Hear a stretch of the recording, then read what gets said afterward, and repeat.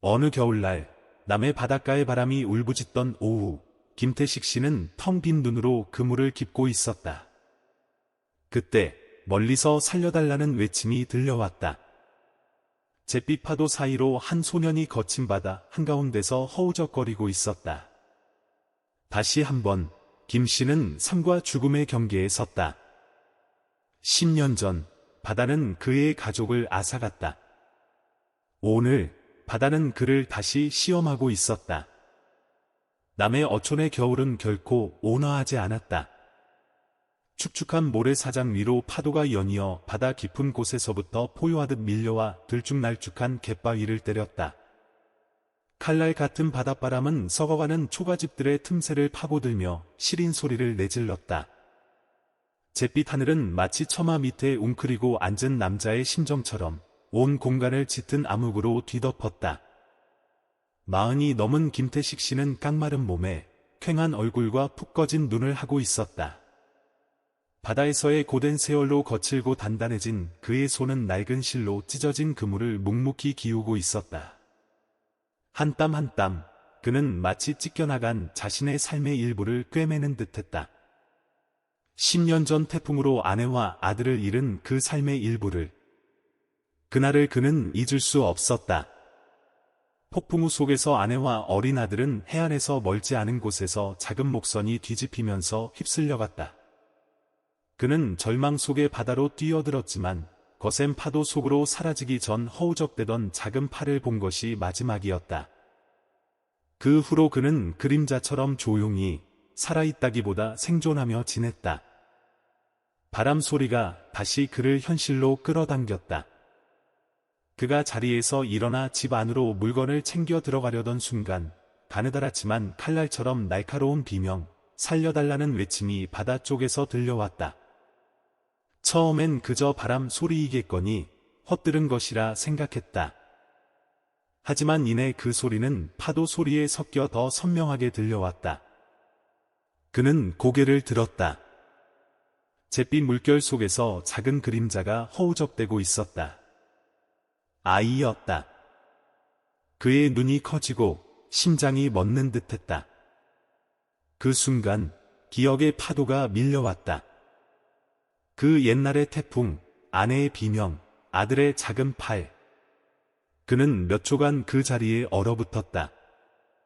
극심한 공포가 밀려왔다. 바다는 그의 모든 것을 앗아갔다.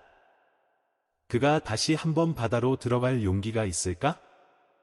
하지만 그 순간 잿빛 하늘을 가르는 번개처럼 그는 그물을 옆으로 내던지고 바다를 향해 곧장 뛰어들었다. 맨발로 차가운 모래를 밟으며 그는 자신을 덮치는 파도를 온몸으로 버텨내며 달렸다. 짜디짠 바닷물이 얼굴을 때리고 눈이 따가웠지만 멈추지 않았다. 저 아이가 점점 멀어지고 있었다. 버텨. 정신 차려. 그가 소리쳤지만 목소리는 바람에 흩어졌다. 아이는 발버둥 쳤고 연약한 팔이 점점 가라앉았다. 그는 더 깊이 들어갔고 다리는 물살의 뒤로 끌리는 듯했다. 바람과 추위가 살을 애는 듯했지만 그는 상관하지 않았다. 그의 손이 아이의 손에 닿았다. 얼음장처럼 차갑고 해초처럼 부드러웠다. 바로 그 순간 거대한 파도가 둘을 덮쳤다.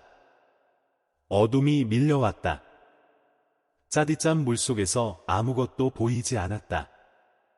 오직 심장 소리만이 들렸다. 그리고 그의 마음속에서 하나의 기도가 울려 퍼졌다. 제발 저 아이만은 그들처럼 죽게 하지 말아주세요. 그는 아이를 꼭 껴안은 채 발버둥 쳤다. 올라가야 해. 무트로 데려가야 해. 온몸이 녹초가 되고 가슴이 찢어질 듯 아팠다. 하지만 아이의 눈은 비록 희미했지만 여전히 뜨여 있었고 공포와 간절함이 어려 있었다. 그 빛이 그의 내면에 불꽃을 지폈다. 마지막 남은 힘을 다해 그는 아이를 수면 위로 끌어올리고 힘껏 발을 저어 해안으로 향했다. 발밑에 모래가 닿았다. 그는 작은 아이를 끌어안은 채 모래사장 위로 쓰러졌다. 둘 다 미동도 없이 누워 있었다. 바람은 여전히 울부짖고 파도는 포유했다.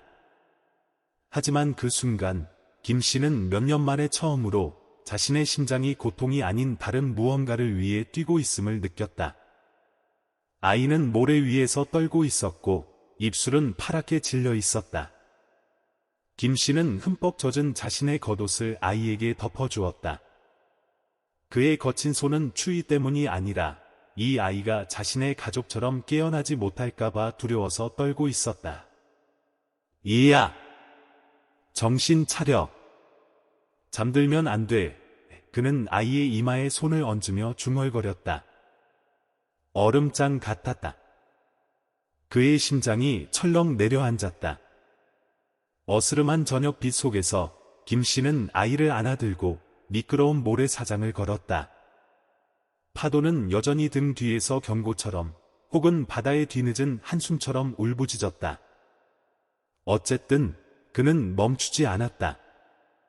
그의 집은 마을 가장자리 방풍림 옆에 자리 잡은 낡은 초가집이었다. 그의 발자국은 비틀거리면서도 단호하게 모래 위에 찍혔다. 마치 보이지 않는 끈이 그를 운명의 또 다른 갈림길로 이끄는 듯했다. 작고 허름한 집안, 희미한 등유 등불 빛이 유일한 얇은 이불에 쌓인 아이의 창백한 얼굴을 비췄다. 김 씨는 그 옆에 앉아 눈을 떼지 못했다. 아이는 아직 한마디도 하지 않았지만 그는 마치 스스로를 안심시키듯 계속 말했다. 아저씨 말 들리니? 김태식 아저씨야. 다 괜찮을 거야. 제발 떠나지만 마렴. 밖에서는 바닷바람이 문틈으로 들어와 다른 세상에서 부르는 듯한 긴 울음소리를 냈다. 김 씨는 아이의 이불을 더 끌어당겨 덮어주었다. 그의 손은 이제 더 이상 추위를 느끼지 못했다. 그의 마음속에 두려움과 희망, 그리고 부활이 뒤섞인 낯선 감정의 불씨가 희미하게 타오르기 시작했기 때문이다. 벽시계가 둔탁하게 똑딱 소리를 낼 때까지 그는 침대 곁을 떠나지 않았다. 눈가는 퀭했지만 시선은 확고했다. 그는 한때 무력하게 가족이 바다 깊은 곳으로 가라앉는 것을 지켜봐야 했다. 오늘 또다시 한 생명을 놓친다면 어떻게 계속 살아갈 수 있을지 알 수 없었다. 동이 틀 무렵 희미한 햇살이 지붕 틈새로 스며들 때 아이가 살짝 몸을 움직였다. 파랗게 질린 입술에서 가냘픈 숨소리 같은 작은 소리가 새어나왔다. 아저씨! 김 씨는 깜짝 놀라 침대 곁으로 달려갔다. 깨어났구나? 괜찮니? 아이는 눈을 떴다. 크고 둥근 눈은 바닷물과 피로로 흐릿했지만 안전하다는 빛이 어려 있었다. 아이는 그를 몇 초간 바라보다가 가볍게 고개를 끄덕였다. 이름이 뭐니?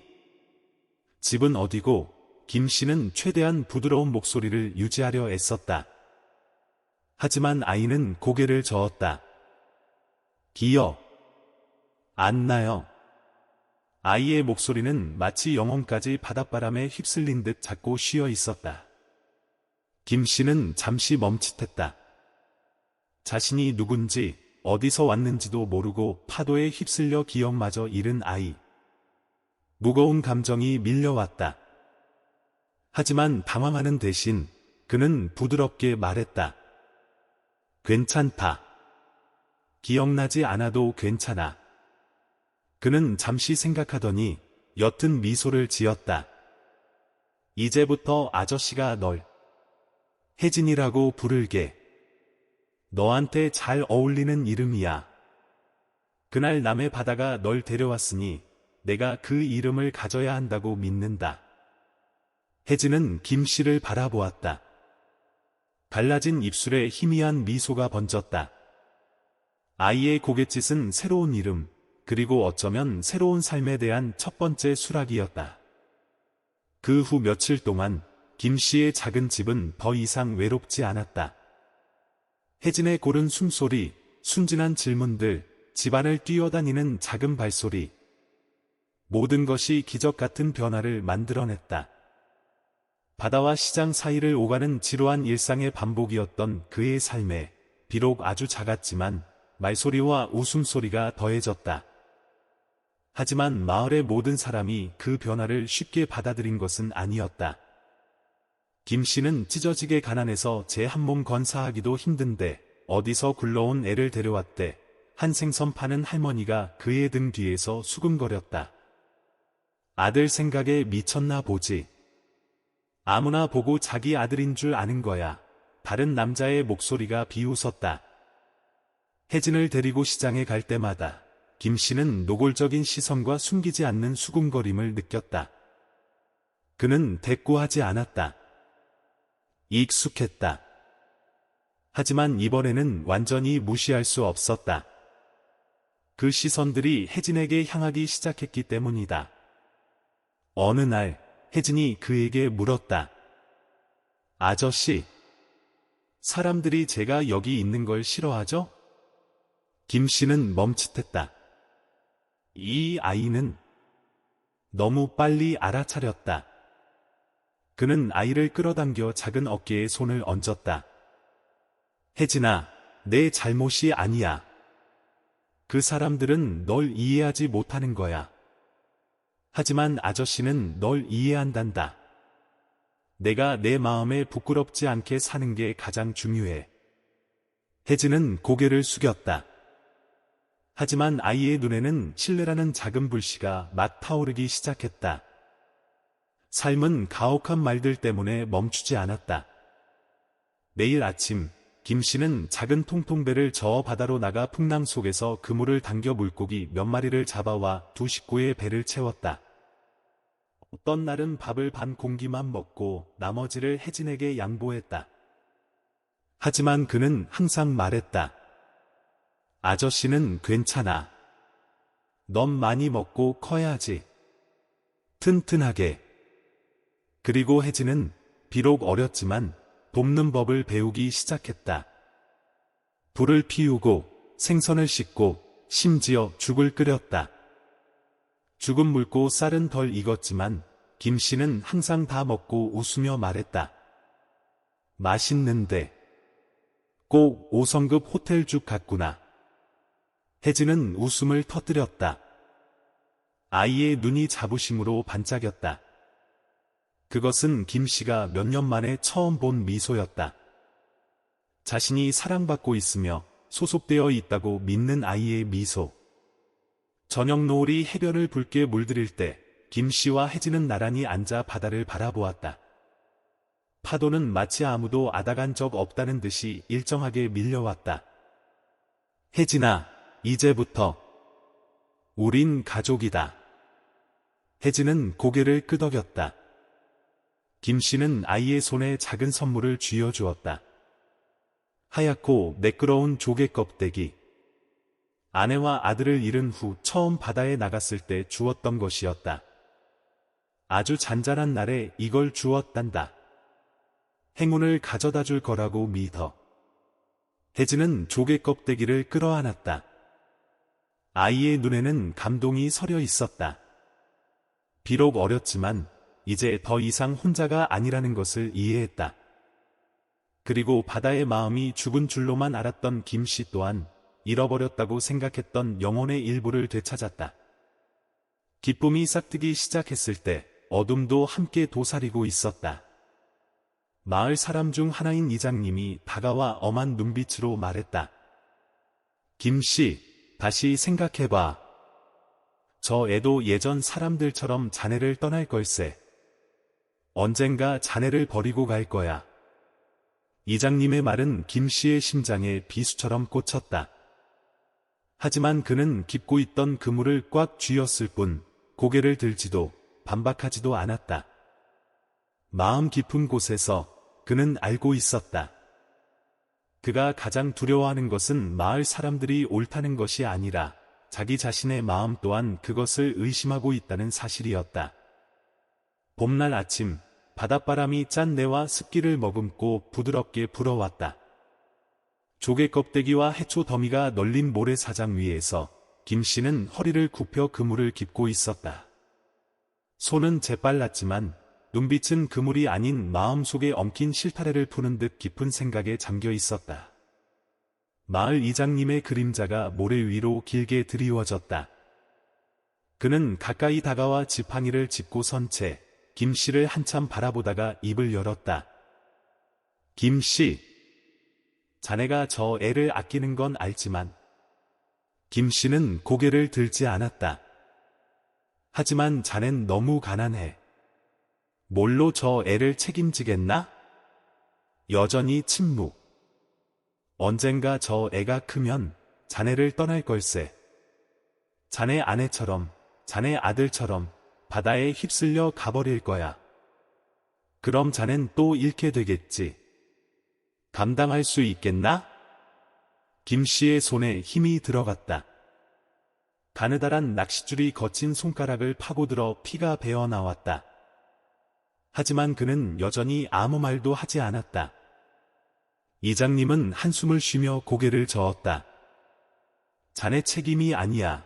김씨, 자네는 고생에 익숙해졌으니 다른 사람에게 고생을 물려주지 말게.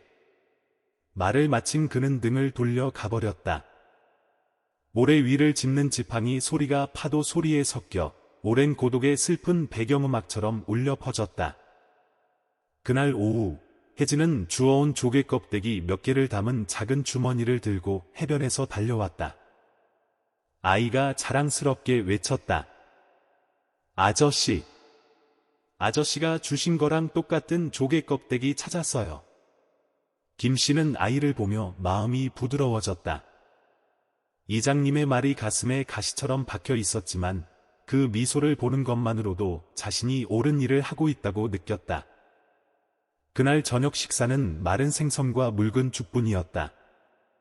김씨는 여느 때처럼 생선살을 혜진에게 양보했다. 아이는 빨리 먹고는 그에게 따뜻한 물 한 잔을 따라 주었다. 아저씨도 드세요. 너무 마르셨어요. 김씨는 미소 지으며 아이의 머리를 쓰다듬었다. 말라야 조개 잡으러 잠수하기 쉽지. 아저씨가 이래 봬도 바다에 들어가면 물고기 많이 잡는 거 봤지? 혜진은 웃음을 터뜨렸다. 하지만 김씨의 마음속의 그 미소는 배부른 식사보다 더 큰 선물이었다. 다음 날 아침, 김씨는 일찍 바다로 나갔다. 낡은 통통배가 차가운 물 위에서 흔들렸다. 바람은 평소보다 강했지만 그는 어제 잡은 고기가 너무 적어 쌀과 기름을 살 돈이 부족했기에 바다로 나섰다. 배를 저 멀리 나갈 때마다 그는 해안 쪽을 바라보았다. 혜진이 매일 아침 손을 흔들며 배웅하던 곳이었다. 지금은 아이의 모습이 보이지 않았다. 아마 늦잠을 자는 모양이었다. 김씨의 마음속에 안도감과 불안감이 뒤섞인 기묘한 감정이 일었다. 어촌 마을에서 소문은 바닷바람보다 빨리 퍼졌다. 김씨가 저 애를 키우는 데는 다 속셈이 있어. 내가 듣기론 파도에 휩쓸린 게 아니라 버려진 애라던데. 무슨 일에 엮인 거 아닐까? 한 이웃 아주머니가 혜진이 지나가는 것을 보고 속삭였다. 아이는 그 말을 들었다. 작은 어깨가 잠시 멈칫했다. 하지만 아이는 돌아보지 않고 걸음을 재촉했다. 그날 밤, 김씨가 돌아왔을 때 혜진은 평소처럼 달려 나오지 않았다. 집에 들어서니 아이가 창가에 멍하니 앉아 손에 든 조개 껍데기를 돌리고 있었다.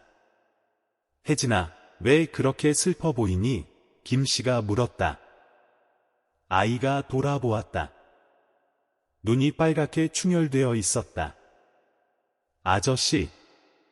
아저씨 아들 생각나서 저를 데려오신 거예요? 김씨는 그 자리에 굳어버렸다. 그 질문은 그의 마음 가장 깊은 곳을 꿰뚫는 화살 같았다. 제가 아저씨 아들의 그림자일 뿐이라고. 저는 아무것도 아니라고. 사람들이 그랬어요. 집안의 공기가 갑작스러운 폭풍처럼 무겁게 가라앉았다.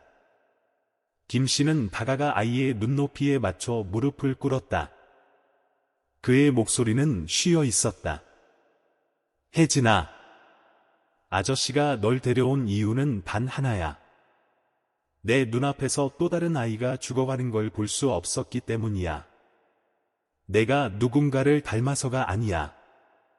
그냥 너는 너이기 때문이야. 혜진은 조용했다. 아이의 눈에서 눈물이 흘렀다. 김씨는 아이의 뺨에 흐르는 첫 눈물을 닦아주었다. 그의 눈에는 고통과 자부심이 뒤섞여 빛났다. 넌 누구의 그림자도 아니야.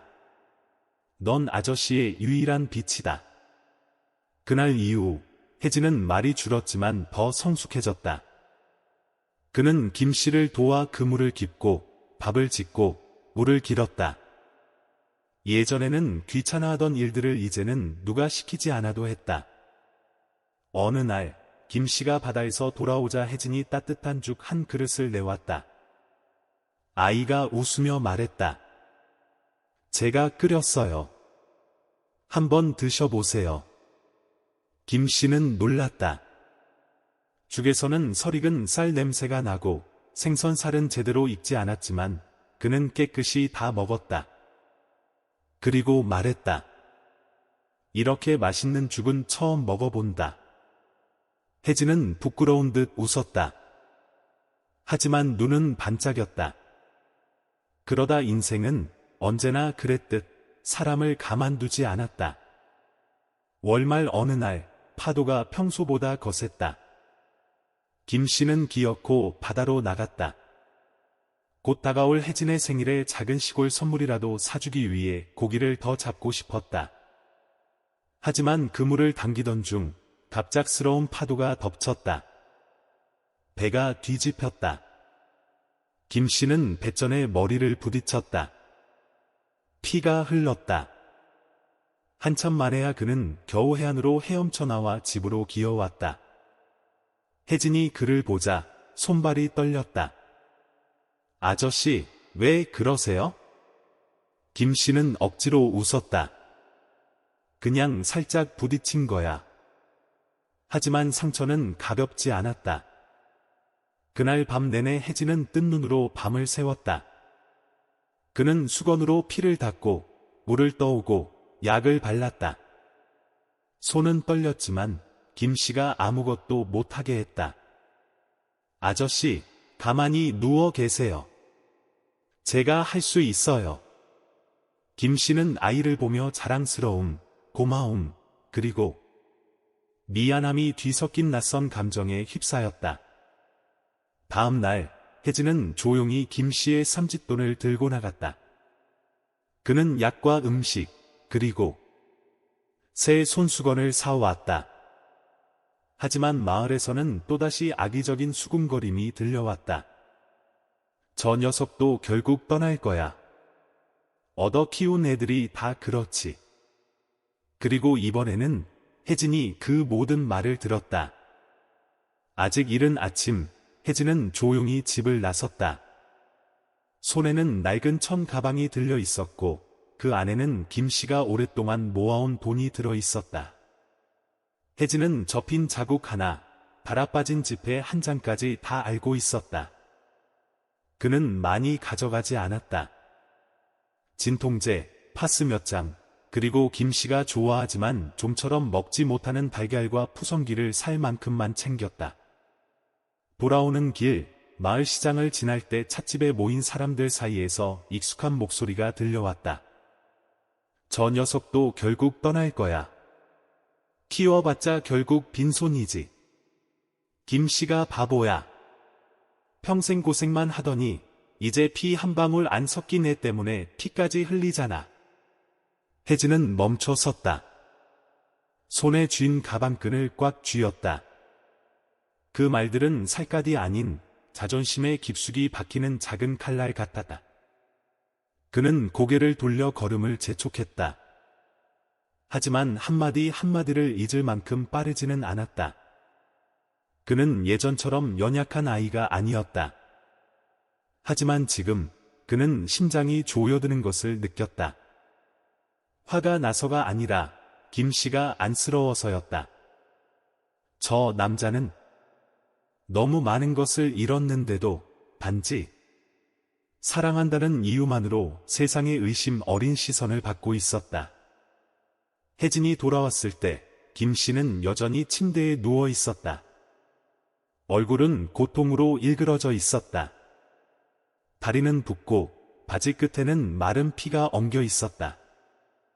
혜진은 아무 말 없이 허리를 굽혀 발을 씻기고 따뜻한 물로 상처를 닦은 뒤 조심스럽게 약을 발랐다. 아저씨, 약 사왔어요. 푹 쉬셔야 해요. 무리하시면 안 돼요. 김씨는 반대하려 했지만 아이의 단호한 눈빛에 가볍게 고개를 끄덕일 뿐이었다. 아저씨는 괜찮아. 내가 너무 걱정만 안 하면. 혜진은 그를 보며 목이 메어 말했다. 걱정해야죠. 제가 걱정 안 하면 누가 아저씨를 걱정해요? 그 질문에 김씨는 할 말을 잃었다. 두 사람 사이에 보이지 않는 끈이 그 어느 때보다 단단하게 묶였다. 밤이 깊어지고 파도 소리가 평소보다 거세게 들려왔다. 혜진은 책상에 앉아 있었다. 희미하게 타는 등유등불이 더 이상 예전처럼 순진하지 않은 그의 얼굴을 비췄다. 손에는 새 손수건이 들려 있었다. 그가 처음으로 김씨에게 사준 선물이었다.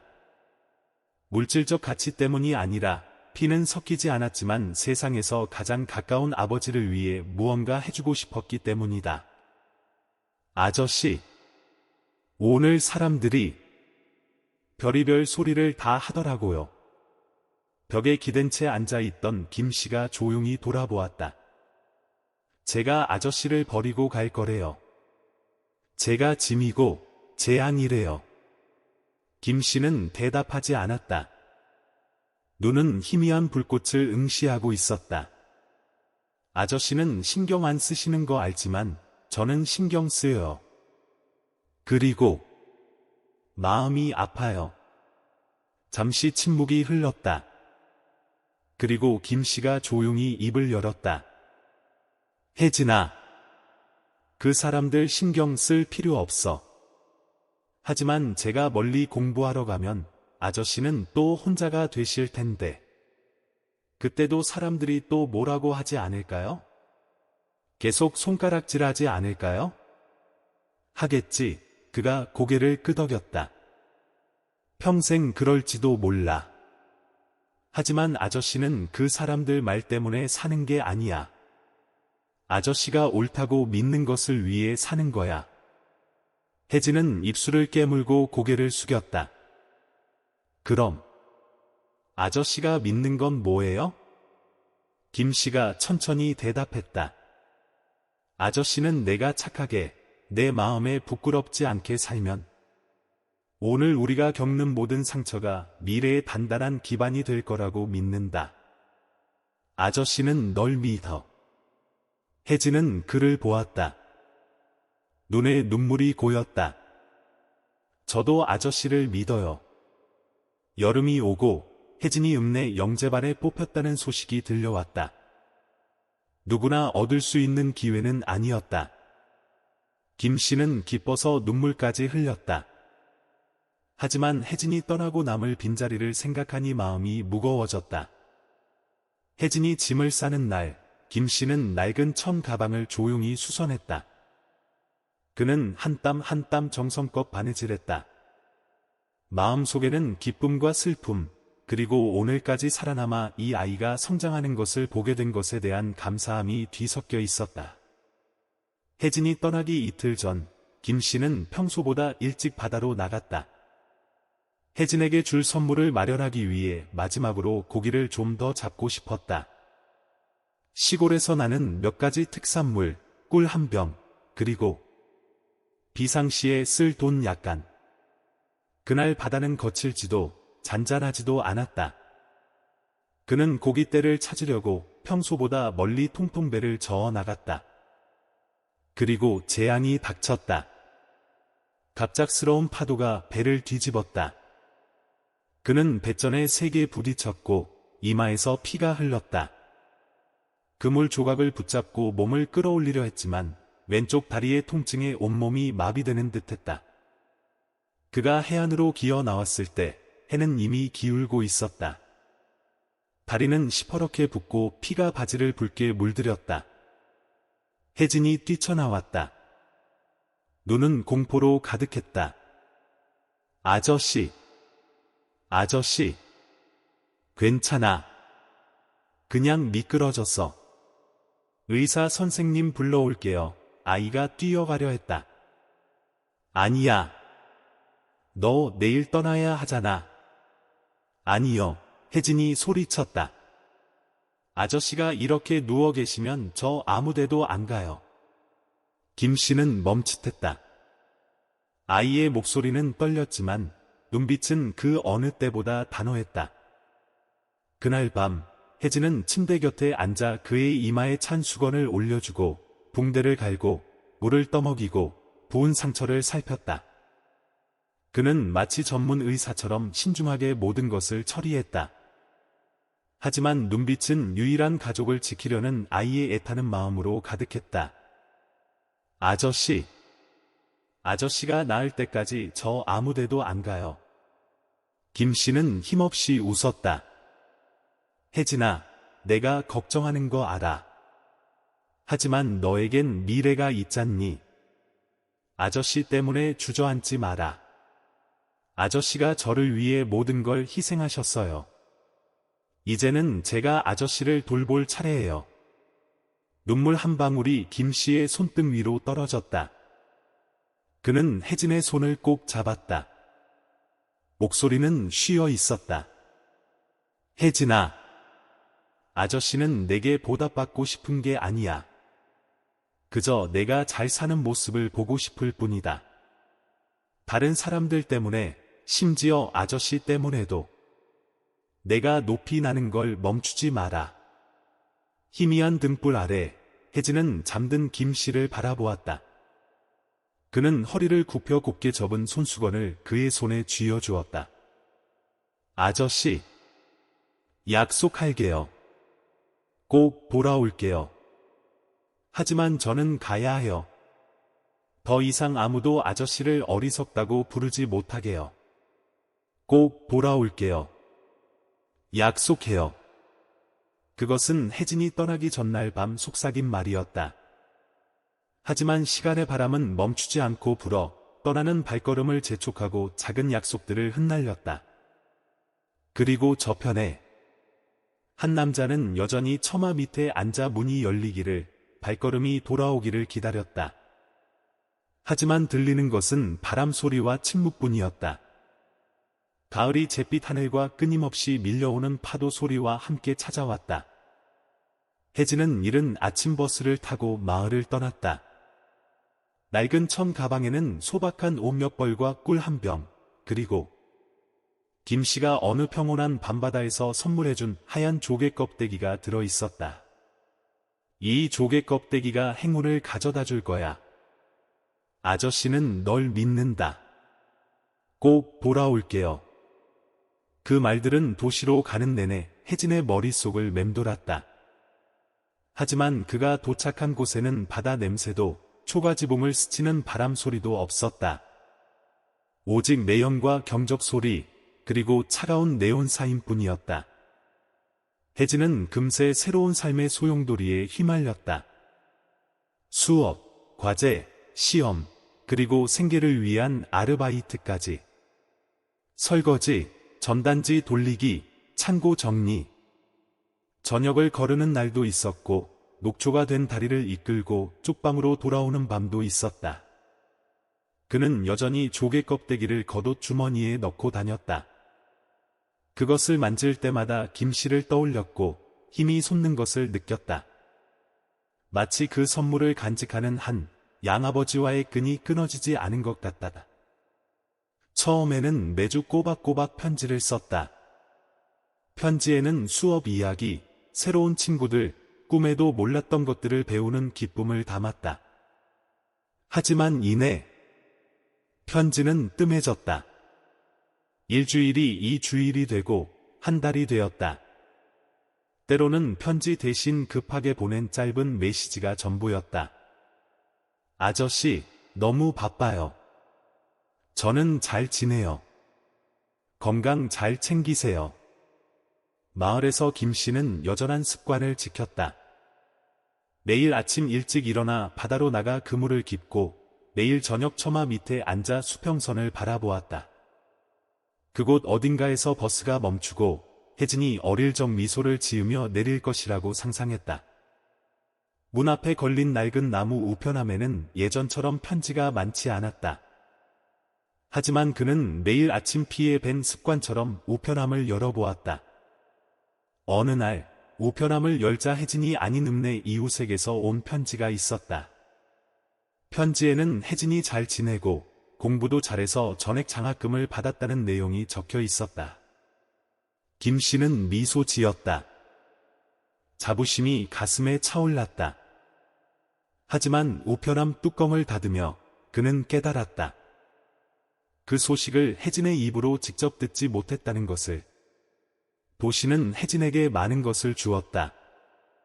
기회, 성취, 교수님과 친구들의 칭찬. 하지만 높이 올라갈수록 그는 자신의 일부가 뒤에 남겨졌다고 느꼈다. 바다 냄새, 파도 소리, 김 씨의 따뜻한 목소리, 그리고 가난하지만 사랑이 넘쳤던 밥상에 얽힌 그 일부. 어느 날 밤, 식당에서 아르바이트를 마치고 테이블을 치우던 혜진은 우연히 주머니를 만지다 조개 껍데기를 느꼈다. 그는 멈춰 섰다. 익숙한 조개 껍데기의 차가운 감촉에 그는 멍해졌다. 마을에 돌아가지 않은 지 얼마나 되었을까? 그는 식당 뒤 쓰레기통 옆 플라스틱 의자에 앉아 휴대폰을 열었다. 김 씨에게 메시지를 보내려 했다. 하지만 이내 지워버렸다. 두려웠다. 아저씨, 잘 지내세요? 라고 물었을 때 아직도 널 기다리고 있다. 는 답이 돌아올까봐. 그리고 그는 그 사실을 어떻게 마주해야 할지 몰랐다.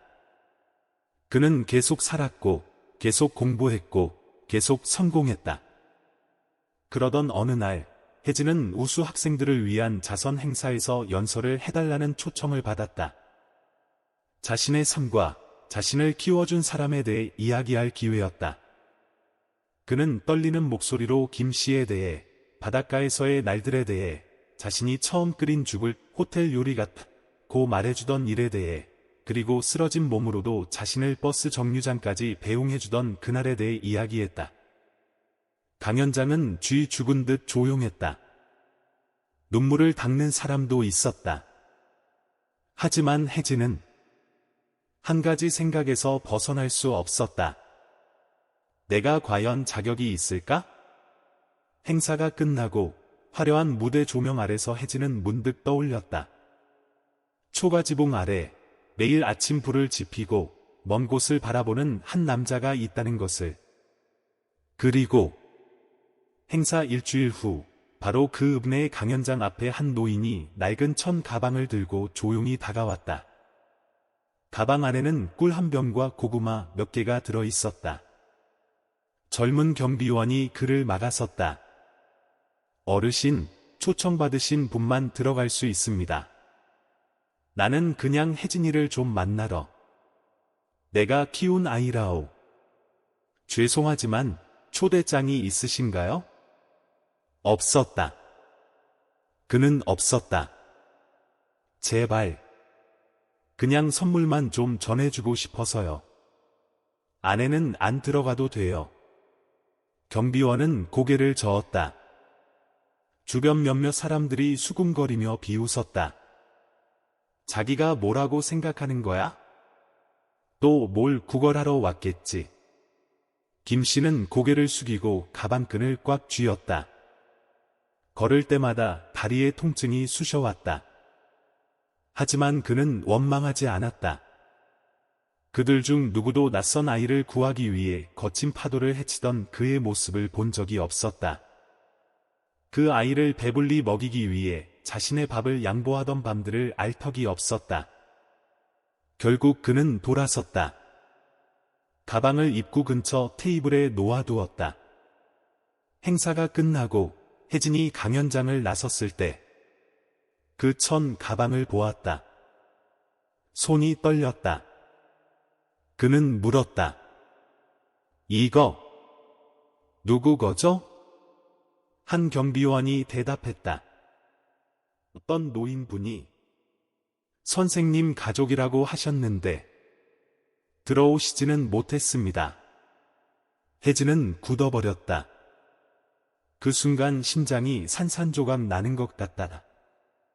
아저씨가 오셨는데 내가 보지 못했구나. 낡은 천 가방은 다른 손님들의 화려한 가방들 사이에 덩그러니 놓여 있었다. 혜진은 그것을 즉시 알아보았다. 마을을 떠날 때 자신이 메고 갔던 가방이었다. 손으로 꿰맨 자국, 희미하게 풍기는 바다 냄새. 그리고 10살 때 김씨가 빨간 실로 직접 꿰매준 멜빵에 기분 자국까지.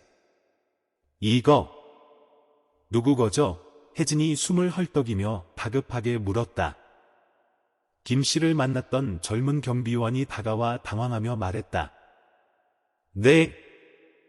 어떤 노인분이 가져오셨습니다.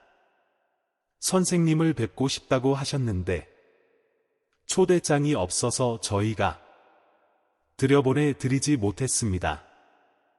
혜진은 그 자리에 얼어붙었다.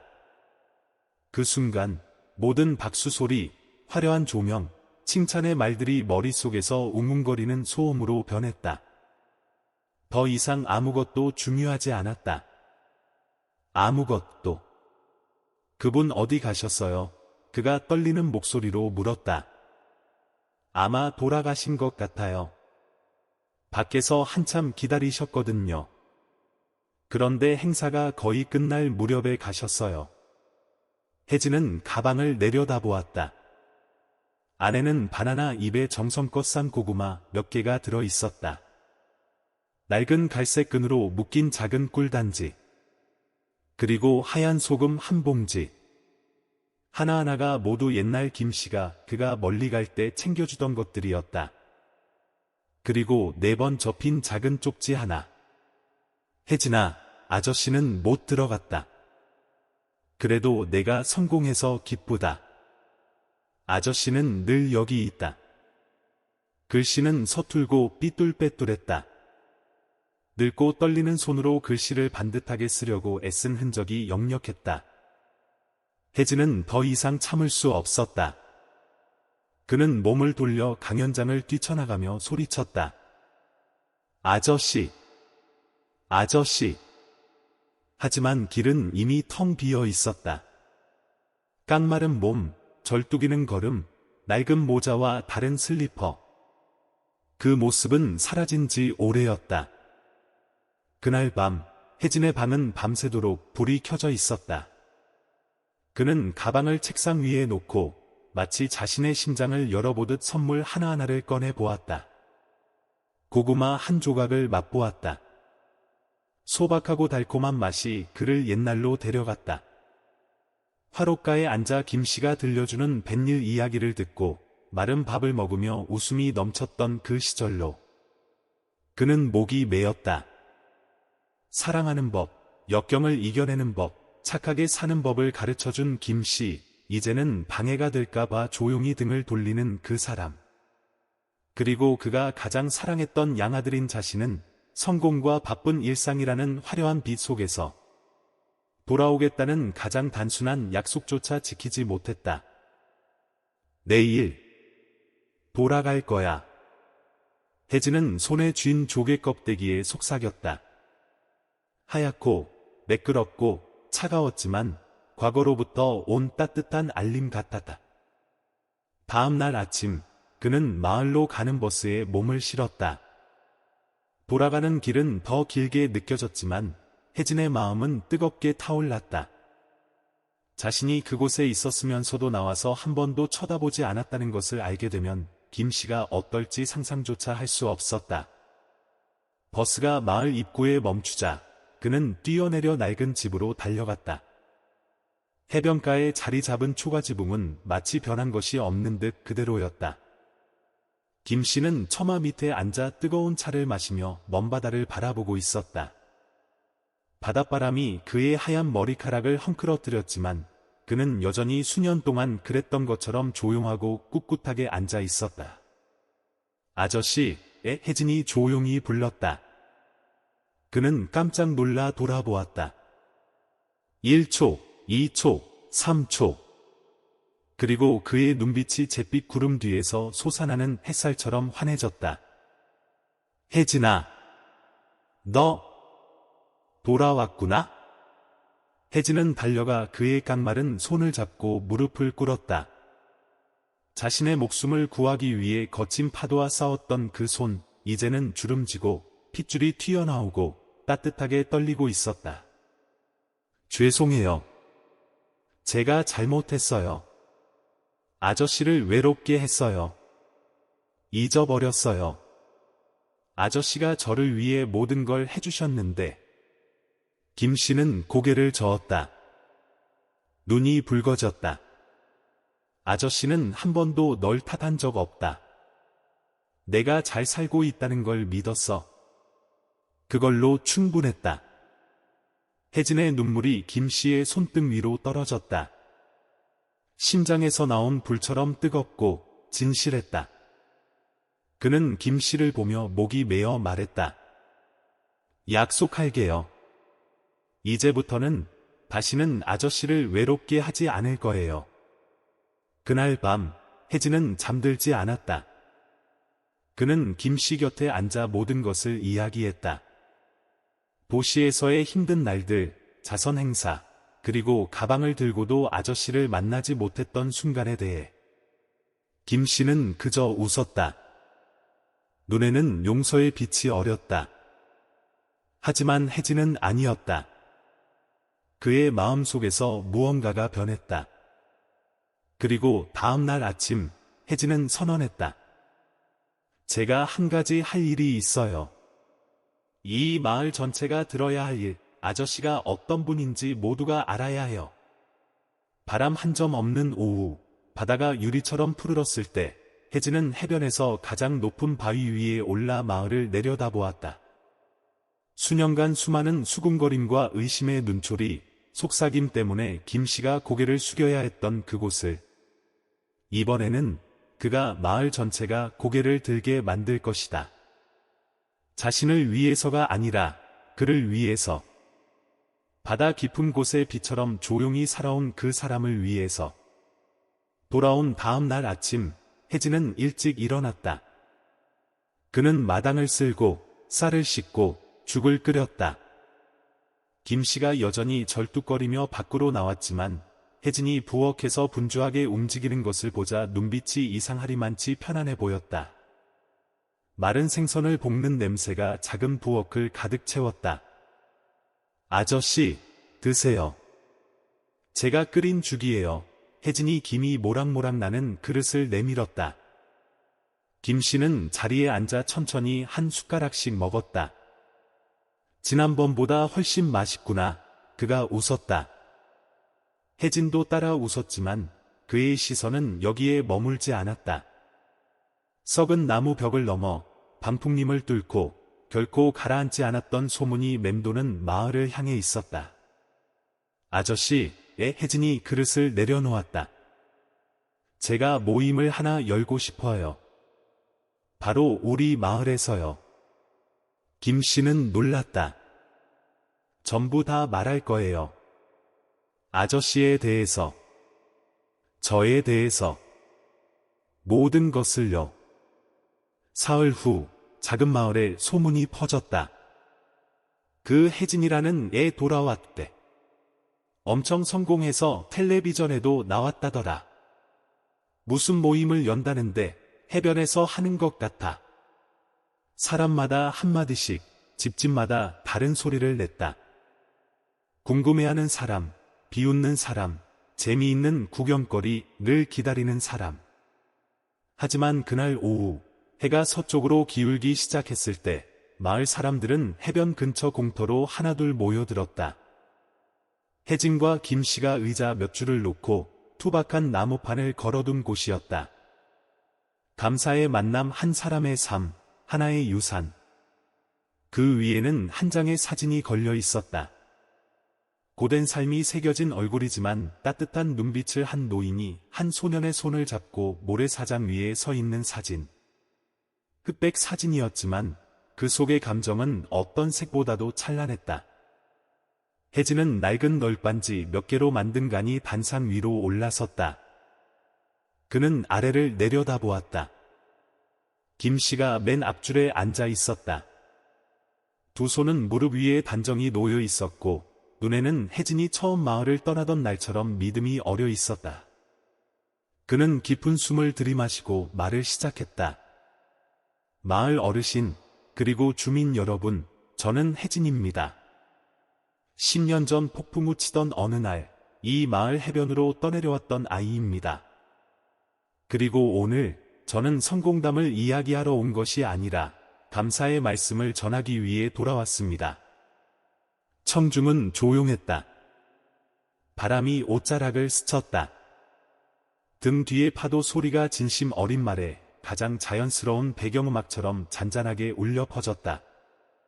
저를 구해주신 분, 바로 저기 앉아 계십니다. 그분의 이름은 김태식입니다. 폭풍으로 아내와 아들을 잃은 가난한 어부셨습니다. 하지만 물속에서 허우적대는 저를 보셨을 때 그분은 망설이지 않으셨습니다. 뛰어들어 저를 구해오셨고 남은 인생 전부로 저를 키워주셨습니다. 피를 나눈 아버지는 아니셨지만 저에게 품격이 무엇인지, 용기가 무엇인지, 그리고 말없는 희생이 무엇인지를 가르쳐주신 분입니다. 혜진은 말을 멈추고 군중을 훑어보았다. 많은 이들이 고개를 숙였고 눈가를 닦는 사람도 있었다. 아마 어떤 분들은 김태식 아저씨를 비웃었을지도 모릅니다. 미쳤다고, 바보 같다고, 오지랖이 넓다고 말했을지도 모릅니다. 하지만 바로 그분이 맨손으로 제 인생을 바꾸셨습니다. 그리고 저는 믿습니다. 이 세상에 한 생명을 구하는 것보다 더 위대한 업적은 없다는 것을요. 혜진은 단상에서 내려왔다. 김씨 앞으로 곧장 걸어가 깊이 고개를 숙였다. 아저씨, 오늘 모든 분들 앞에서 감사의 말씀을 드립니다. 그리고 죄송합니다. 더 일찍 돌아오지 못해서요. 김씨가 일어섰다. 그의 두 손이 떨리며 혜진의 어깨를 잡았다. 혜진아, 아저씨는 내가 사과하거나 감사할 필요 없다. 내가 잘 사는 것만으로도 아저씨는 만족한다. 청중이 박수를 쳤다. 이번에는 성공 때문이 아니라 아주 단순한 것, 바로 사람의 마음 때문이었다. 그날 밤, 혜진과 김씨는 해변에 앉아 있었다. 달이 떴다.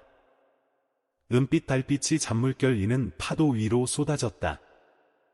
몇 주 동안 여기 있을 거예요. 혜진이 말했다. 휴가 냈어요. 집을 좀 고치고 싶어요. 아저씨가 더는 초가지붕 아래서 사시면 안 돼요. 김씨는 웃었다. 하지만 고개를 저었다. 아저씨는 여기가 익숙하다. 새 것은 필요 없어. 그저 바람과 바다, 그리고 내가 있으면 된다. 혜진은 그를 돌아보며 진지한 목소리로 말했다.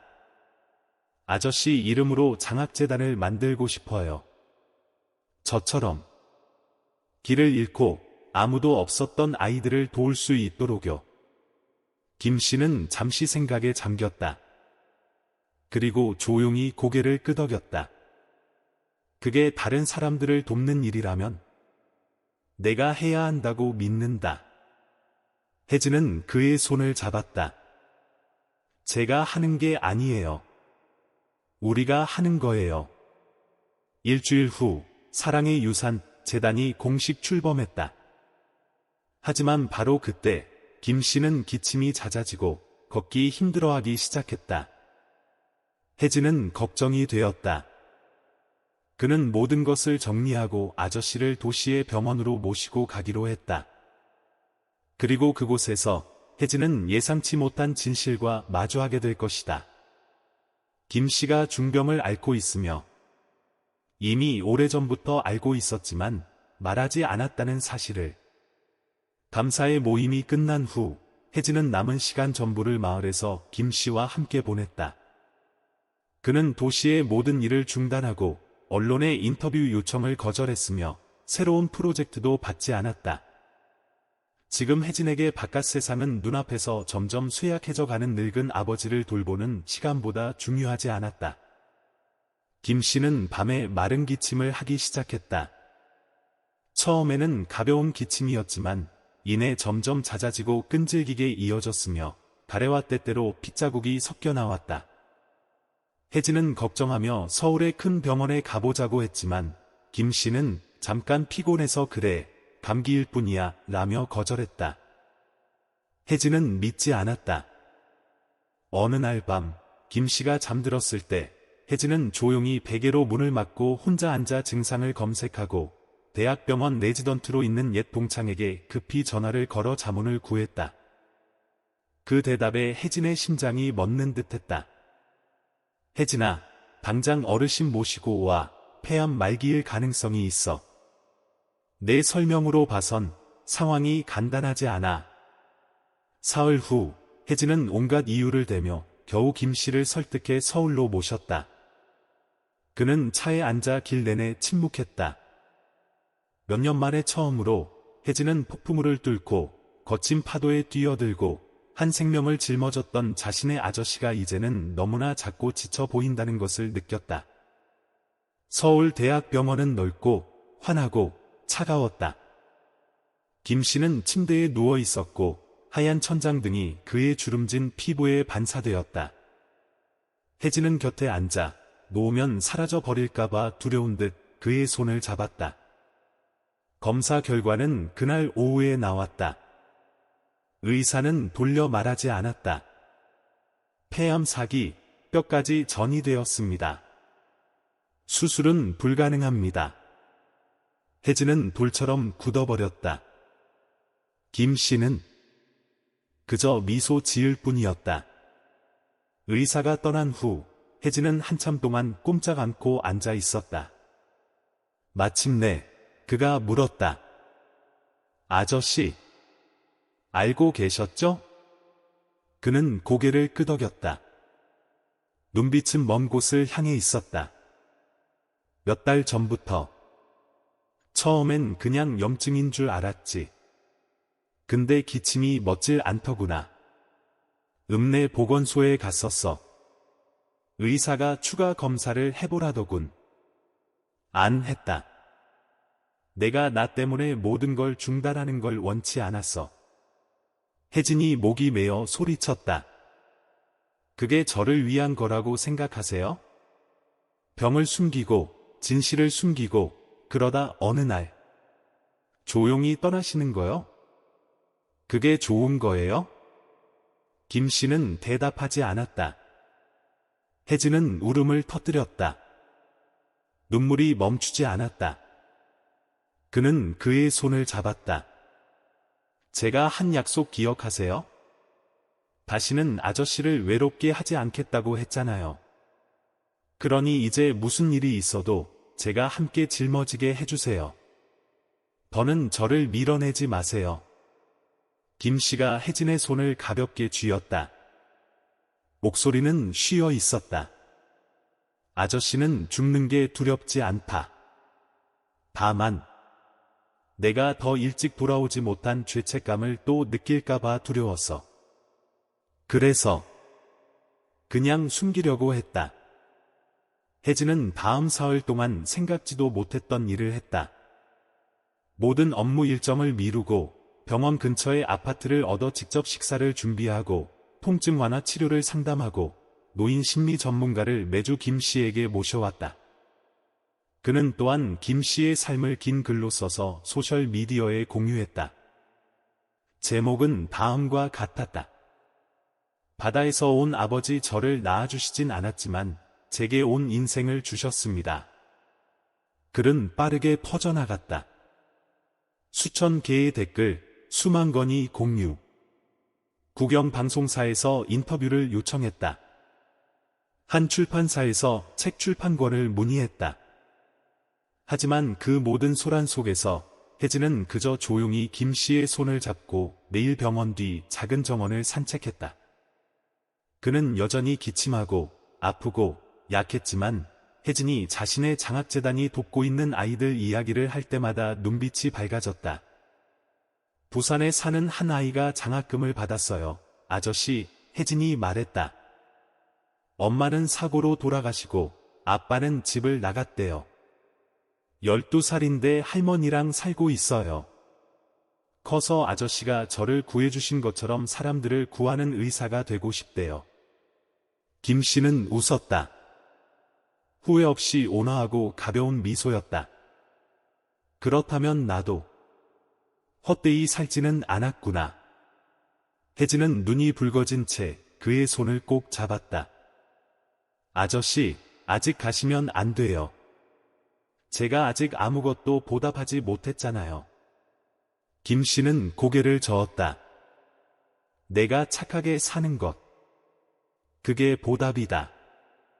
일주일 후, 초여름 비가 내리던 어느 날 밤, 혜진은 희미한 부름에 잠에서 깼다. 김 씨는 옆으로 누워 눈을 감은 채 입술을 움직이고 있었다. 혜진아, 잊지 마라. 바다를. 그리고 다음 날 아침, 병상에는 아무도 없었다. 베개 위에 놓인 하얀 조개 껍데기와 그가 남긴 마지막 편지만이 남아 있었다. 비가 내렸다. 아주 오랫동안. 혜진아, 잊지 마라. 바다를. 그것은 초여름 비가 내리던 밤, 김 씨가 혼수 상태에서 남긴 마지막 말이었다. 그리고 다음 날 아침, 차가운 빛이 병원 창문을 비출 때, 혜진은 침대가 비어 있는 것을 발견했다. 김 씨는 떠났다. 평생을 살아온 방식처럼 조용히. 하지만 그는 편지 한 통과 혜진이 해야 할 마지막 한 가지를 남겼다. 창유리 위로 빗방울이 투둑투둑 떨어졌다. 혜진은 병실 바닥에 주저앉아 가장자리가 물에 젖었지만 글씨는 온전한 종이를 떨리는 두 손으로 들고 있었다. 김 씨의 익숙한 글씨체였다. 삐뚤빼뚤 기울어져 말하려다 망설이는 듯 부드러우면서도 단호했다. 혜진아, 내가 이 편지를 읽는다면 아마 아저씨는 더 이상 거기 없겠지. 울지 마라. 아저씨는 내가 우는 걸 보고 싶지 않다. 평생 큰일 한번 못 해보고 그저 그물 깊고 배 젖고 폭풍우 치던 날 흠뻑 젖은 아이 하나 키운 게 전부다. 하지만 너 덕분에 아저씨는 헛된 인생을 살지 않았다고 느낀다. 아저씨의 마지막 소원이 하나 있다. 나를 바다로 데려다 주렴. 그곳에서 너를 만났고 그곳이 집이니까. 태식. 혜진은 편지 위로 고개를 떨구었다. 그는 울었다. 하지만 이번에는 후회 때문이 아니라 심장이 조각조각 부서지는 것 같아서였다. 고통스러우면서도 가벼워지는 느낌이었다. 그는 김 씨가 이 순간을 준비했다는 것을 알았다. 시끄럽지 않게, 부담을 남기지 않고, 얽매이지 않고 떠나는 방법을 선택했다는 것을. 하지만 바로 그 때문에 이 고통은 찢어질 듯 너무나도 부드러웠다. 이틀 후, 혜진은 김 씨의 시신을 마을로 옮기는 절차를 마쳤다. 요란한 장례식도, 조문객도, 값비싼 관도 없었다. 그저 흰천으로 싼 소박한 오동나무관이 작은 트럭에 실려 있었다. 트럭이 마을에 도착했을 때 생각보다 많은 주민이 나와 있었다. 아무도 많은 말을 하지 않았다. 하지만 관이 집마당에 내려졌을 때 예전에 김 씨에게 쓸데없는 애를 키운다고 말했던 이웃 할머니가 다가와 흰 꽃 한 다발을 놓고 깊이 고개를 숙였다. 그 양반. 참 좋은 사람이었어. 할머니의 목소리가 갈라졌다.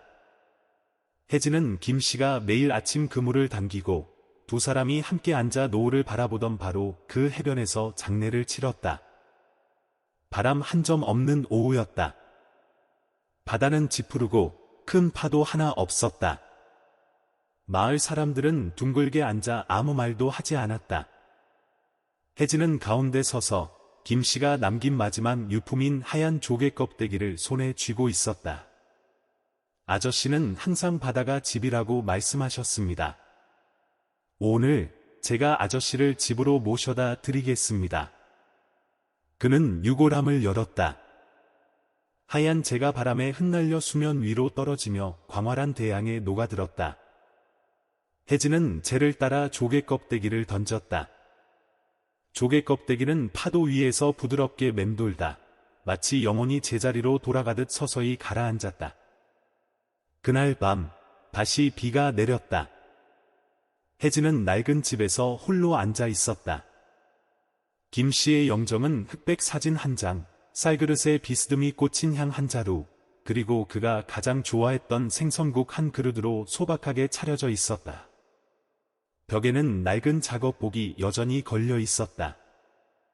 바다의 짠내, 시간의 냄새, 그리고 다른 일을 위해 평생을 바친 한 사람의 흔적이 바람 속에 여전히 남아 있었다. 혜진은 일기를 썼다. 오늘 아저씨를 바다로 보내드렸다. 마음의 준비가 되었다고 생각했다. 하지만 알고 보니 사랑하는 사람과 이별하는데 충분한 준비란 없었다. 아저씨는 나를 한번 구해주셨다. 그리고 아저씨의 평생은 보답이 필요 없는 여정이었다. 하지만 나는 보답할 것이다. 아저씨뿐만 아니라 나 같았던 모든 아이들을 위해서. 3주 후 혜진은 서울로 돌아왔다. 그는 어떤 초대도 받지 않았고 방송에 출연하지도 않았으며 출판 계약도 언론 협력도 하지 않았다. 모든 것을 한마디로 거절했다. 저에게는 더 중요한 일이 있습니다. 혜진은 사랑의 유산 재단에 모든 힘을 쏟았다. 그는 활동 범위를 전국으로 넓히고 후원 단체들과 연결했으며 힘든 어린 시절을 보낸 기업가들에게 도움을 요청했다. 재단은 장학금뿐만 아니라 심리치료, 생활기술 교육, 그리고 어려운 아이를 키우는 가정에 대한 의료 지원까지 제공했다. 재단 로고 옆에는 하얀 조개 껍데기 상징이 있었다. 권력이 아닌 순수한 사랑으로 한 생명을 구한 한 남자를 기억하기 위해서였다. 김 씨가 떠난 지 1년 후 혜진은 다시 마을을 찾았다. 그는 방풍림 옆 소박한 무덤에 들러 향을 피웠다. 햇살은 부드러웠다. 바닷바람이 잔잔하게 불었다. 그는 휴대폰을 꺼내 장학금을 받은 한 학생의 최신 동영상을 틀었다. 저는 김태식 할아버지 같은 사람이 되고 싶어요. 혜진은 웃었다. 눈물이 흘렀지만 입가에는 미소가 번졌다. 결국 김태식 아저씨는 죽지 않았다. 그는 막 구원받은 아이들의 심장 속에서 살아가고 있었다. 김 씨가 떠난 지 1년 후 혜진은 아주 다른 마음으로 마을에 돌아왔다. 감정에서 도망치려는 성급한 아들의 모습도 어깨를 짓누르던 후회의 무게도 더 이상 없었다. 그는 고통의 여정을 다 마친 어른으로서 이제 치유의 길을 걷고 있었다. 혜진의 손에는 동백꽃 한 다발이 들려 있었다. 김 씨가 늦겨울에 몇 송이 작은 꽃을 피울 뿐이었지만 처마 밑에 심기를 좋아했던 꽃이었다. 이제 그 하얀 동백꽃이 그의 손에서 조용한 감사의 상징처럼 활짝 피어 있었다. 그는 방풍림 옆 작은 무덤 앞에 멈춰 섰다. 화려한 비석도 번쩍이는 등불도 없었다. 그저 나무판에 새겨진 글귀 뿐이었다. 태식 바다의 아버지. 저를 낳아주시진 않았지만 제게 온 인생을 주셨습니다. 혜진은 자리에 앉아 무덤에 꽃을 놓고 향을 피운 뒤 휴대폰을 열어 장학재단에서 새로 보내온 동영상을 틀었다. 화면에는 10살쯤 되어 보이는 눈이 크고 양갈래로 머리를 묶은 여자아이의 얼굴이 나타났다. 제 이름은 하은이에요. 엄마가 그러셨는데 어릴 때 김태식 할아버지가 저 같은 사람을 구해주셨대요. 지금 할아버지는 안 계시지만 저도 커서 할아버지처럼 다른 사람을 돕고 싶어요. 할아버지가 남이 아저씨를 도와주신 것처럼요. 혜진은 웃었다. 바닷바람이 세차게 불어 마치 대양에서 보내는 보이지 않는 박수 소리처럼 파도 소리를 실어 날랐다. 그날 밤 혜진은 옛집에서 잤다. 집은 개조되어 나무 벽은 새 것으로 초가지붕은 기와로 바뀌었지만 부엌은 예전 그대로였고 김씨의 낡은 옷도 벽에 같은 자리에 걸려 있었다. 혜진은 유품 상자를 열었다. 안에는 감사의 모임날 그가 남긴 천 가방, 빨간 실로 꿰맨 낡은 슬리퍼 한 켤레, 그리고 빛바랜 작은 수첩이 들어 있었다. 그는 첫 장을 넘겼다. 첫 줄의 글고에 심장이 조여왔다. 혜진아, 언젠가 내가 이 수첩을 읽게 된다면 아저씨는 더 이상 거기 없다는 뜻이겠지.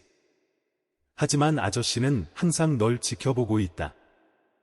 다음 장들에는 지출 내역, 배고픈 날 혜진을 위해 끓여준 음식, 혜진이 아팠던 날, 시험에 떨어졌던 날, 그리고 오늘 내가 너무 심하게 혼냈다는 자책의 말이 적혀 있었다. 혜진은 마지막 장을 넘겼다. 아저씨는 아무것도 필요 없다. 그저 나중에 누군가 내가 누구냐고 묻는다면 이렇게 말해주렴. 나는 이름 없는 노인에게 목숨을 구원받은 사람이라고. 그리고 나는 그분의 선한 마음으로 그 삶을 이어가고 있다고. 다음 날 아침 혜진은 마을을 떠났다. 이번에는 도망치기 위해서가 아니라 김씨가 20년 동안 조용히 그에게 전해준 사랑의 씨앗을 뿌리는 새로운 여정을 시작하기 위해서였다. 3년 후 사랑의 유산 재단은 한국에서 가장 영향력 있는 비영리 단체 중 하나가 되었다. 약 3,000명의 소외 아동을 지원하고 수십 명의 학생이 유학 장학금을 받았으며 수백 개의 쉼터가 수리되고 식량과 의약품을 공급받았다. 하지만 혜진을 가장 자랑스럽게 한 것은 숫자가 아니었다. 아이들이 보내온 손편지였다. 저에게 다시 공부를 가르쳐주는 분이 생겼어요. 처음으로 생일 케이크를 먹어봤어요. 남이 아저씨가 보내주신 물감 덕분에 그림을 배우기 시작했어요. 그리고 팬데믹으로 부모님을 잃은 한 소년의 편지. 남이 아저씨도 버려진 적이 있다고 들었어요. 하지만 아저씨는 아무것도 부족해 보이지 않아요. 아저씨에게는 태식 할아버지가 계셨으니까요. 이제 저도 태식 할아버지의 제자가 되고 싶어요. 허락해 주실 거죠? 혜진은 그 글을 읽고 울음을 터뜨렸다. 김씨는 더 이상 없었다. 하지만 그가 뿌린 씨앗은 살아 있었다. 자라고 있었다. 멈추지 않는 파도처럼 퍼져나가고 있었다. 연말 어느 날 혜진은 다시 바다를 찾았다. 바람이 거세고 파도가 높았다. 하지만 그는 여전히 김씨가 낚시를 가르쳐주고 모래 장난치러 도망갔다고 혼내던 그 옛 바위 위에 서 있었다. 혜진은 주머니에서 하얀 조개 껍데기를 꺼냈다. 그는 그것을 바다에 던졌다. 아저씨, 오늘 한 아이를 만났어요. 그 아이가 저에게 아저씨처럼 살고 싶다고 했어요. 아저씨가 기뻐하실 것 같아요. 혜진은 미소 지었다. 이번에는 눈물이 없었다. 폭풍우가 지나간 뒤 잔잔한 바다처럼 마음의 끝없는 평온만이 감돌았다. 유명한 영화 제작자가 혜진에게 연락했다. 그들은 김씨의 이야기를 드라마로 만들고 싶어 했다. 처음에는 거절했다. 하지만 이내 그는 방에 걸린 낡은 옷을 바라보았다. 그리고 그는 한 가지 조건으로 동의했다. 결말을 바꾸지 말아주세요. 아저씨를 영웅으로 만들지 마세요.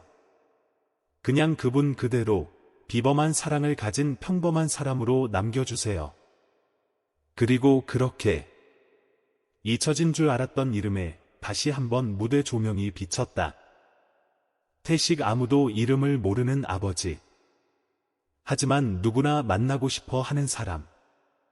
부산 영화관의 대형 스크린에 태식이라는 이름이 나타났다. 슈퍼히어로의 화려한 조명이나 박수갈채 속이 아니라 늙은 노인이 흠뻑 젖은 아이를 등에 업고 해뜨는 쪽으로 걸어가는 어느 해변의 희미한 새벽빛 속에서였다. 관객들은 울었다. 죽음 때문이 아니라 사랑 때문에.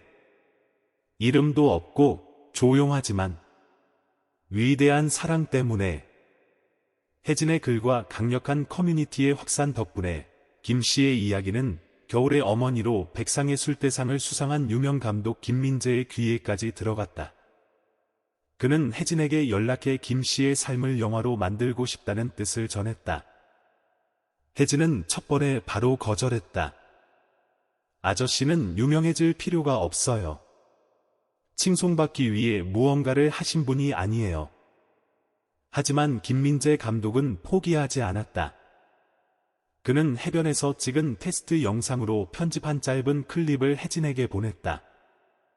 그 속에는 한 장면이 있었다. 모래사장에서 폐지를 줍던 노인이 물가까지 이어진 작은 발자국을 발견한다.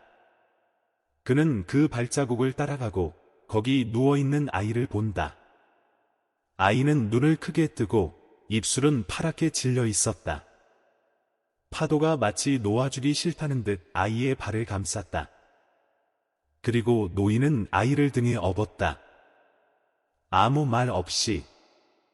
지치고 슬프지만 결의에 찬 눈빛으로. 혜진은 영상을 다 보고 침묵했다. 일어섰다. 그리고 말했다. 만드시죠. 하지만 조건이 하나 있습니다. 혜진의 유일한 조건은 다음과 같았다. 결말을 바꾸지 말 것. 김 씨를 영웅으로 미화하지 말 것. 그의 삶을 전설로 만들지 말 것. 그를 영원히 평범한 남자로 남겨둘 것. 가난하고 외롭고 폐지를 주우며 피 한 방울 섞이지 않은 아이를 온 마음으로 키운 사람으로. 그리고 가장 중요한 것은 영화에 그의 이름을 넣지 말 것. 오직 아저씨라고만 부를 것. 마치 혜진이 늘 불렀고 한 번도 바꾸지 않았던 것처럼. 영화의 제목은 다음과 같이 정해졌다. 그의 내리던 비. 가을, 부산국제영화제에서 첫 상영되었다. 상영관이 어두워지고 스크린에 빛이 들어왔다. 첫 장면은 바다, 파도, 비, 그리고 폭풍우 속에서 들려오는 희미하고 가냘픈 울음소리. 관객들은 조용히 앉아 있었다. 눈물은 특수 효과나 음악 때문에 흐르지 않았다. 진실 때문에 흘렀다. 이 세상에 여전히 존재한다고 믿기 힘든 것, 바로 이름을 필요로 하지 않는 선애 때문에. 첫 상영이 끝난 후 사랑의 유산 재단 이메일로 수백 통의 메시지가 쏟아졌다. 돈을 요구하는 것이 아니라 다음과 같은 내용이었다. 저는 버려졌던 아이였습니다. 이제 저도 다른 사람을 돕고 싶습니다. 저는 제주도의 교사입니다. 노숙 아동을 위한 무료 교실을 열고 싶습니다. 저는 아무도 믿지 않았습니다. 하지만 오늘 저는 아저씨 같은 분이 실존했다는 것을 믿게 되었습니다. 그리고 단 7글자의 메시지 하나. 태식 아저씨. 보고 싶어요. 혜진은 모든 인터뷰를 거절했다. 그는 무대에 오르지도 콘텐츠 자문 역할을 맡지도 않았다. 그는 상영관 뒤에 조용히 서서 뜨거운 생강차 한 잔을 들고 조용히 극장을 나서는 사람들을 바라보았다. 붉어진 눈, 침묵하는 얼굴들. 12살쯤 되어 보이는 한 소년이 다가왔다. 아저씨. 영화 속 그분. 진짜 있었던 분 맞죠? 혜진은 허리를 굽혀 소년의 눈을 바라보았다. 응, 진짜야. 그분은 실제로 사셨어. 폐지도 죽고, 물도 깃고, 아이도 키우셨지. 그리고 그 아이에게서 아무것도 바라지 않으셨어. 소년은 잠시 침묵하더니 배낭에서 수첩을 꺼냈다. 저 일기 써요. 근데 아무한테도 보여준 적 없어요. 오늘 아저씨에 대해 쓰고 싶어요. 이야기해 주셔서 감사합니다. 혜진은 소년의 어깨를 가볍게 쥐었다. 고맙다. 들어줘서. 몇 달 후, 영화는 도쿄국제영화제에서 가장 사회적 영향력이 큰 영화상을 수상했다. 시나리오는 미디어학과 학생들을 위한 윤리교육 과정에 포함되었다. 그리고 한국의 몇몇 중학교에서는 이름 없는 아버지라는 이름의 수업이 생겼다. 그 수업에서 아이들은 질문을 받았다. 김태식 아저씨 같은 사람을 만난다면 어떻게 하겠습니까? 그리고 대부분 이렇게 썼다. 저는 그분을 버려두지 않을 거예요. 곁에 머물 거예요. 어느 봄날 아침, 혜진은 손편지 한 통을 받았다. 울릉도에서 보낸 것으로 보낸 사람은 김 씨의 이야기를 들었던 한 노부인이었다. 편지에서 그녀는 고아가 된 손자가 마음을 닫고 학교에 가지 않으려 한다고 했다. 그녀는 물었다. 그 아이도 아저씨 같은 분을 만날 수 있을까요? 혜진은 편지를 내려놓았다. 그리고 그 먼 섬으로 직접 가기로 결심했다. 그는 알았기 때문이다. 희망이 필요한 아이가 있는 곳, 그곳이 바로 김 씨가 여전히 살아있는 곳이라는 것을. 초봄 어느 아침, 서울의 낡은 기와지붕 위로 눈이 녹아내릴 때쯤 혜진은 요즘 보기 드문 손편지 한 통을 받았다. 봉투는 누렇게 바랬고 글씨는 삐뚤빼뚤했다. 편지는 한국 동쪽 끝 외딴 섬, 푸른 바다와 겨울의 거친 파도가 많은 배를 영원히 삼켜버렸던 울릉도에서 온 것이었다. 편지는 이렇게 쓰여 있었다. 제 손자는 올해 14살입니다. 부모는 육지에서 사고로 세상을 떠났습니다. 그 후로 아이는 말을 잃고 소통하지 않고 학교에도 가지 않으려 하고 웃지도 않습니다. 저는 늙었고 아이들과 대화하는 법도 모릅니다. 하지만 인터넷에서 한 아이를 구한 아저씨에 대한 글을 읽었습니다. 저는 궁금해졌습니다. 그분 같은 분이 아직도 계실까요? 돈을 구하는 것이 아닙니다. 그저 아이 곁에 판단 없이 앉아줄 한 사람을 구합니다. 혹시 가능하다면 아저씨의 일부가 이곳에서 계속 살아갈 수 있게 해주십시오. 혜진은 편지를 다 읽고 말없이 접었다. 그는 창가에 걸린 김 씨의 낡은 옷을 바라보았다. 내일 아침 햇살이 스며들던 바로 그 자리에. 그리고 그는 고개를 끄덕였다. 누구에게도 아닌 그저 단순하게. 사흘 후 혜진은 울릉도에 발을 디뎠다. 서울과 달리 이곳은 조용하고 차갑고 세상과 거의 단절된 듯했다. 작은 길들이 산허리를 가로질렀고 바닷바람이 귓가에서 먼 기억의 부름처럼 울부짖었다. 노부인이 부두에서 혜진을 맞았다. 눈은 흐리고 등은 굽었지만 혜진을 보자 그녀는 단지 물었다. 자네가 그분이 키우신 분 맞나? 혜진은 고개를 끄덕였다. 그녀는 더 이상 묻지 않았다. 그저 그를 언덕 위 작은 집으로 데려갔다. 준이라는 이름의 소녀는 처마 밑에 앉아 돌멩이로 조개 껍데기를 하트 모양으로 다듬고 있었다. 혜진은 말없이 옆에 앉았다. 그날 오후 내내 두 사람은 한마디도 나누지 않았다. 하지만 해가 지고 바람이 차가워질 무렵 준은 혜진에게 조개 껍데기를 건넸다. 이거 섬 저편 해변에서 만들었어요. 예쁘진 않아요. 혜진은 그것을 받으며 미소 지었다. 나도 비슷한 게 있어. 하지만 다른 사람이 준 거야. 주는 혜진을 보았다. 눈빛이 갑자기 밝아졌다. 그 사람. 태식 아저씨 같은 분이었어요? 혜진은 대답하지 않았다. 그저 조용히 주머니에서 낡은 하얀 조개 껍데기를 꺼내 새 조개 껍데기 옆에 놓았다. 두 개의 조개 껍데기, 하나는 낡고 하나는 새로운 것, 손바닥 위에 나란히 놓여 있었다. 하나의 여정이 끝나고 하나의 여정이 시작되었다. 혜진은 섬에서 2주를 머물렀다. 설교하지도 많이 묻지도 않았다. 그저 준과 함께 바다에 나가 파도 소리를 듣고 그림을 그리고 종이배를 접고 그리고 옛날 이야기를 들려주었다. 피 한 방울 섞이지 않은 아이를, 단지 그 아이를 죽게 내버려 둘 수 없다는 마음의 소리 때문에 키운 한 아저씨에 대한 이야기. 어느 날 아침, 준이 갑자기 물었다. 제가 크면 저도 그분처럼 될 수 있을까요? 혜진은 웃었다. 내가 그분을 기억한다면 그분은 내 안에서 계속 살아계시는 거야. 그렇다면 너는 이미 그분을 닮은 거란다. 섬을 떠날 때 혜진은 또 다른 편지를 받았다.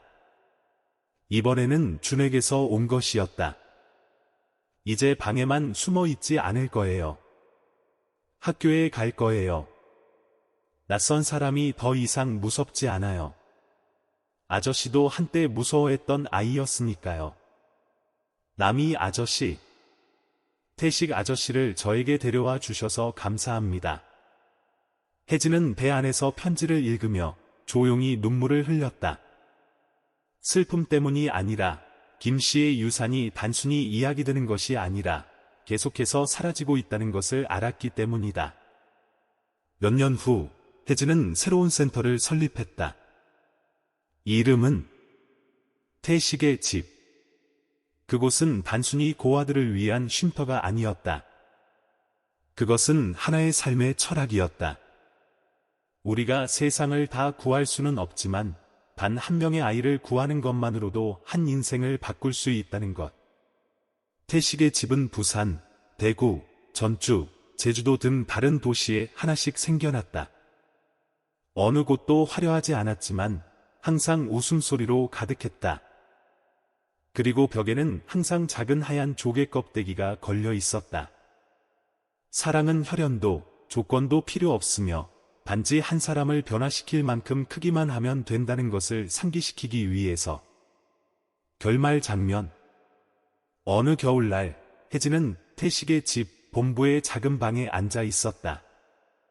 책상 위에는 아이들, 교사들, 그리고 한때 보살핌을 받았던 노인들에게서 온 수십 통의 손편지가 놓여 있었다.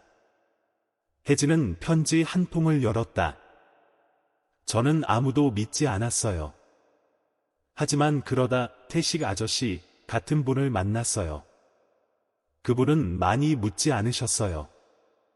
그저 조용히 제 곁에 앉아주셨어요. 그리고 저는 깨달았어요. 때로는 그런 한 사람만으로도 제가 계속 살아갈 수 있다는 것을요. 혜진은 고개를 들어 창밖을 보았다. 하늘은 눈으로 하얗게 뒤덮여 있었다. 한 아이가 마당에서 뛰놀며 조개 껍데기를 손에 들고 친구에게 소리치고 있었다. 태식 할아버지는 슈퍼맨이 아니야. 근데 슈퍼맨보다 사람을 더 잘 구해. 혜진은 웃음을 터뜨렸다. 그는 벽에 걸린 흑백 사진, 그물을 든 채 온화한 눈빛을 한 김 씨를 바라보았다. 아저씨의 혜진이 속삭였다. 우리는 아저씨가 사라지게 두지 않았어요. 아저씨는 여전히 살아계세요. 이 아이들의 모든 숨결 속에서요. 아마 우리 모두의 마음속 어딘가에는 보답을 바라지 않고 조용히 사랑을 주었던 태식 아저씨가 있을 것입니다. 우리를 낳아준 사람만이 우리에게 인생을 주는 것은 아닙니다. 온 세상이 등을 돌렸을 때 우리를 끌어안아 준 사람이 바로 그 사람입니다. 시청자 여러분, 오늘의 이야기는 기적에 대한 것이 아닙니다. 한 사람, 한 인생을 바꿀 수 있는 조용한 힘, 바로 선의에 대한 이야기입니다. 만약 태식 아저씨의 이야기가 여러분의 눈물을 자아내고 추운 날들 속에서 마음을 따뜻하게 했다면 이 메시지를 더 많은 분께 전파하는 데 도움을 주십시오. 조건 없는 사랑의 정신을 응원하기 위해 영상에 좋아요를 눌러주세요. 그리고 다음 이야기, 여러분을 웃게 하고 울게 하고 인생에서 가장 중요한 것이 무엇인지 다시 생각하게 할 이야기들과 함께하기 위해 구독을 잊지 마세요. 들어주셔서 감사합니다. 마지막 순간까지 함께해 주셔서 감사합니다. 다음에 다시 뵙겠습니다.